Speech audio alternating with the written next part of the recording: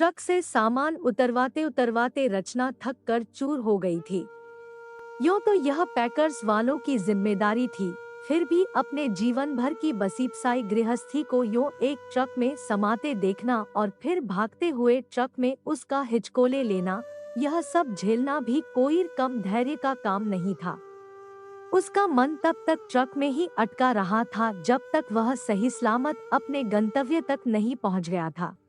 खैर, रचना के लिए यह कोई नया तजर्बा नहीं था।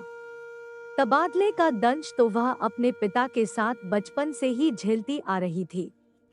हाँ, इसे दंश कहना ही उचित होगा क्योंकि इसकी तकलीफ तो वही जानता है जो इसे भुगतता है। रचना को यह बिल्कुल पसंद नहीं था क्योंकि स्थानांतरण से होने वाले दुष्परिणामों से वह भली भांति परिचित थी। बाकी सब बातों की परवाह न करके जिस बात से रचना सबसे ज्यादा विचलित रहती थी वह यही थी कि पुराने साथी एकाएक छूट जाते हैं। सभी दोस्त, साथी, गली मोहल्लों के रिश्ते पलक झपकते ही पराये हो जाते हैं और हम खानाबदोशों की तरह अपना तंबू दूसरे शहर में तानने को मजबूर हो जाते हैं। अजनबी शहर, उसके तौर तरीके अपनाने में काफी दिक्कत आती है। नए शहर में कोई परिचित चेहरा नजर नहीं आता।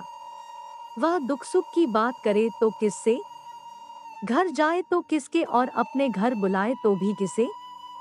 नया शहर, नया घर उसे काटने को दौड़ता था। सौरभ यानी रचना के पति को इससे विशेष फर्क नहीं पड़ता था क्योंकि उनको तो आते ही ड्यूटी ज्वाइन करनी होती थी और वे व्यस्त हो जाते थे। यही हाल बेटे पर्व और बेटी पूजा का था। वे भी अपने नए स्कूल व नई कॉपी किताबों में खो जाते थे। रह जाती थी तो रचना घर में बिल्कुल अकेली, अपने अकेलेपन से जूझती। यह तो भला हो नई तकनीक का, जिसने अकेलेपन को दूर करने के कई साधन निकाल रखे हैं। रचना उठते बैठते फेसबुक व व्हाट्सएप के जन्मदाताओं का आभार व्यक्त करना नहीं भूलती थी। उसकी नजर में लोगों से जुड़ने के ये साधन अकेलापन तो काटते ही हैं, साथ साथ व्यक्तिगत स्वतंत्रता भी प्रदान करते हैं। खासकर स्त्रियों को डोट घर की चारदीवारी में रहकर भी वह अपने मन की बात इनके जरिए कर सकती है। दिनचर्या से निवृत्त होने के बाद रोज की तरह रचना अपना स्मार्टफोन लेकर बैठ गई। उसमें एक फ्रेंड रिक्वेस्ट थी। नाम पढ़ते ही वह चौंक गई, नीरज सक्सेना। उसने बड़ी उत्सुकता से उसकी प्रोफाइल खोली तो खुशी व आश्चर्य से झूम उठी। अरे, यह तो वही नीरज है जो मेरे साथ पढ़ता था, उसके मुंह से निकला। पापा का अचानक से ट्रांसफर हो जाने के कारण वह किसी को अपना पता नहीं दे पाई थी और नतीजा यह था कि फेयरवेल पार्टी के बाद आज तक किसी पुराने सहपाठी से नहीं मिल पाई थी। उसके अंतर्मन का एक कोना अभी भी खाली था जिसमें वह सिर्फ और सिर्फ अपनी पुरानी यादों को समेट कर रखना चाहती थी और आज नीरज की ओर से भेजी गई फ्रेंड रिक्वेस्ट दिल के उसी कोने में उतर गई थी। उसने फ्रेंड रिक्वेस्ट स्वीकार कर ली। फिर तो बातों का सिलसिला चल निकला और जब भी मौका मिलता दोनों पुराने दिनों की बातों में डूब जाया करते थे। बातों ही बातों में उसे पता चला कि नीरज भी इसी शहर में रहता है और यहीं आसपास रहता है। रचना ने सौरभ को भी यह बात बताई तो सौरभ ने कहा, यह तो बहुत अच्छी बात है। तुम सदा शिकायत करती थी कि आपके तो इतने पुराने दोस्त हैं, मेरा कोई नहीं। अब तो खुश होना, किसी दिन घर बुलाओ उन्हें। एक दिन रचना ने नीरज को घर आने का न्योता दिया। इसके बाद बातों के साथ साथ मिलने जुलने का सिलसिला भी शुरू हो गया। नीरज को जब भी फुर्सत मिलती वह रचना से बात कर लेता और घर भी आ जाता था। नीरज अक्सर अकेला ही आता था तो एक दिन सौरभ बोले, भाई क्या बात है, आप एक बार भी भाभी जी व बच्चों को नहीं लाए, उनको भी लाया कीजिए। यह सुनकर नीरज बोला, अवश्य लाता, यदि वे होते तो। क्या मतलब, तुमने अभी तक शादी नहीं की? सौरभ ने चुटकी काटी जबकि रचना सौरभ को बता चुकी थी कि वह शादीशुदा है और एक बेटे का बाप भी है। सौरभ की बात सुनकर नीरज झेम कर बोला, मेरा कहने का मतलब था यदि वे यहाँ होते। प्रिय व संदीप अभी यहाँ शिफ्ट नहीं हुए हैं। स्कूल में एडमिशन की दिक्कत की वजह से ऐसा करना पड़ा। ठीक कह रहे हो तुम। बड़े शहरों में किसी अच्छे स्कूल में एडमिशन करवाना भी कम टेढ़ी खीर नहीं है। हमने भी बहुत पापड़ बेले हैं बच्चों के एडमिशन के लिए। अब सौरभ और नीरज में भी दोस्ती हो गई थी और स्थिति यह थी कि कई बार नीरज बिना न्योते के भी खाने के समय आ जाता था। नीरज के घर में आने से रचना बहुत खुश रहती थी और बहुत ही मानवनुहार से उसकी खातिरदारी भी करती थी। एक बार खाने के समय जब नीरज के बार बार मना करने पर भी रचना ने एक चपाती परोस दी तो सौरभ से रहा नहीं गया और वे बोले, खा लो भैया, इतनी खुशामद तो ये मेरी भी नहीं करती। बात साधारण थी पर रचना को यह चेतावनी सी प्रतीत हुई। पति पत्नी के नाजुक रिश्ते में कभी कभी ऐसी छोटी छोटी बातें भी नासूर बन जाती है, इसका एहसास था उसे।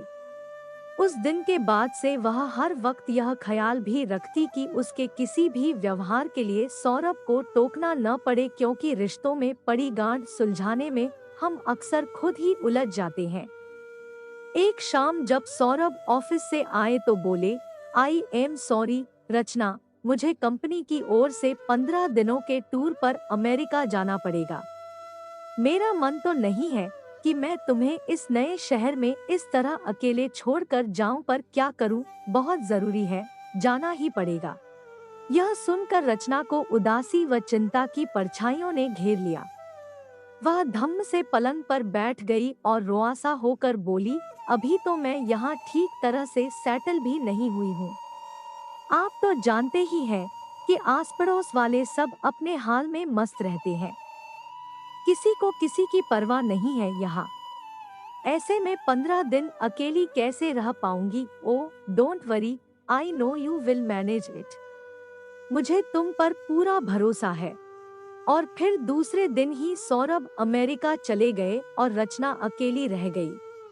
यूं तो रचना घर में रोज अकेली ही रहती थी, पर इस उम्मीद के साथ कि शाम को सौरभ आएंगे। आज वह उम्मीद नहीं थी, इसलिए घर में उस सूनेपन का एहसास अधिक हो रहा था। खैर, वक्त तो काटना ही था। बच्चों के साथ व्यस्त रहकर कुछ घरेलू कामकाज निपटाकर रचना अपना जी लगाए रखती, पर बच्चे भी पापा के बिना बड़े अनमने हो रहे थे। नन्ही पूजा ने तो शायद इसे दिल से ही लगा लिया था। सौरभ के जाने के बाद उसका खाना पीना काफी कम हो गया था। वह रोज पूछी पापा कब आएंगे, और रचना चाहकर भी उसे खुश नहीं रख पाती थी। एक शाम पूजा को बुखार आ गया।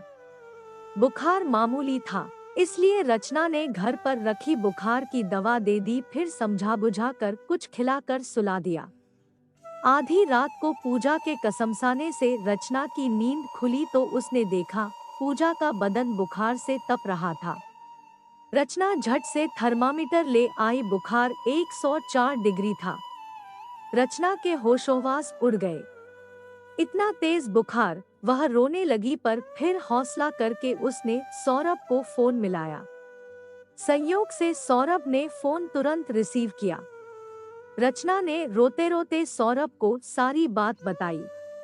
सौरभ ने कहा, घबराओ मत, पूजा को तुरंत डॉक्टर के पास लेकर जाओ। रचना ने कहा, आप जानते हैं ना, यहाँ रात के 12 बज रहे हैं, गाड़ी खराब है, एकमात्र पड़ोसी बाहर गए हैं, मैं और किसी को जानती भी तो नहीं इस शहर में। नीरज, हाँ नीरज है न, उसे कॉल करो, वह तुम्हारी जरूर मदद करेगा। पर सौरभ, इतनी रात मैं अकेली, क्या नीरज को बुलाना ठीक रहेगा? इसमें ठीक गलत क्या है? पूजा बीमार है, उसे डॉक्टर को दिखाना जरूरी है। बस इस समय यही सोचना जरूरी है। पर फिर भी तुम किस असमंजस में पड़ गई? अरे नीरज अच्छा इंसान है, 2 से 4 मुलाकातों में ही मैं उसे जान गया हूँ। तुम उसे कॉल करो, मुझे किसी की परवाह नहीं। तुम इसे मेरी सलाह मानो या आदेश। ठीक है, मैं कॉल करती हूँ, रचना ने कह तो दिया, पर सोच में पड़ गई। रात को 12 बजे नीरज को कॉल करके बुलाना उसे बड़ा अटपटा लग रहा था। वह सोचती रही और कुछ देर यूं ही बुत बनकर बैठी रही। पर कॉल करना जरूरी था, वह यह भी जानती थी। उसने फोन हाथ में लिया और नंबर डायल किया। घंटी गई और किसी ने उसे काट दिया। आवाज आई, यह नंबर अभी व्यस्त है। उसने फिर डायल किया। फिर वही आवाज आई। अब क्या करूं? वह तो फोन ही रिसीव नहीं कर रहा। चलो एक बार और कोशिश करती हूँ, यह सोचकर वह रिडायल कर ही रही थी कि कॉल बेल बजी। इतनी रात कौन हो सकता है? रचना यह सोचकर घबरा गई। तभी उसके लैंडलाइन फोन की घंटी बजी। उसने डरते डरते फोन रिसीव किया। हेलो रचना, मैं नीरज, दरवाजा खोलो, मैं बाहर खड़ा हूँ। रचना को बड़ा आश्चर्य हुआ। नीरज ने तो मेरा फोन रिसीव ही नहीं किया, फिर यह यहाँ कैसे आया? पर उसने दरवाजा खोल दिया। कहाँ है पूजा? नीरज ने अंदर आते ही पूछा। स्तंभित सी रचना ने पूजा के कमरे की ओर इशारा कर दिया। नीरज ने पूजा को गोद में उठाया और बोला, घर को लॉक करो, हम पूजा को डॉक्टर के पास ले चलते हैं। ज्यादा देर करना ठीक नहीं है, गाड़ी चलाते चलाते नीरज ने कहा। यह तो अच्छा हुआ कि आज मैंने सौरभ जी का कॉल रिसीव कर लिया, वरना रात को तो मैं घोड़े बेचकर सोता हूँ और कई बार तो फोन भी स्विच ऑफ कर देता हूँ। अब रहस्य पर से पर्दा उठ चुका था, यानी कि उसके कॉल से पहले ही सौरभ का कॉल पहुँच चुका था नीरज के पास। पूजा को डॉक्टर को दिखाकर आवश्यक दवाइयां लेकर रचना ने नीरज को धन्यवाद कहकर विदा कर दिया और फिर सौरभ को फोन लगाया। इससे पहले कि सौरभ कुछ बोलता, रचना बोली, धन्यवाद हमारा इतना ध्यान रखने के लिए और मुझ पर इतना विश्वास करने के लिए। इतना विश्वास तो शायद मुझे भी खुद पर नहीं है, तभी तो मुझे नीरज को फोन करने के लिए इतना सोचना पड़ा। सौरभ बोले, मुझे धन्यवाद कैसा? यह तो आदान प्रदान है। तुम भी तो मुझे परदेश में इसी विश्वास के साथ आने देती हो कि मैं लौटकर तुम्हारे पास अवश्य आऊंगा। तो क्या मैं इतना भी नहीं कर सकता? यह विश्वास नहीं, प्यार है। आपका समय निकलकर हमारे साथ था, इसके लिए आपका धन्यवाद। अगली बार फिर से मिलते हैं नए और रोचक वीडियो के साथ। चैनल को सब्सक्राइब करना न भूलें। धन्यवाद और शुभकामनाएं।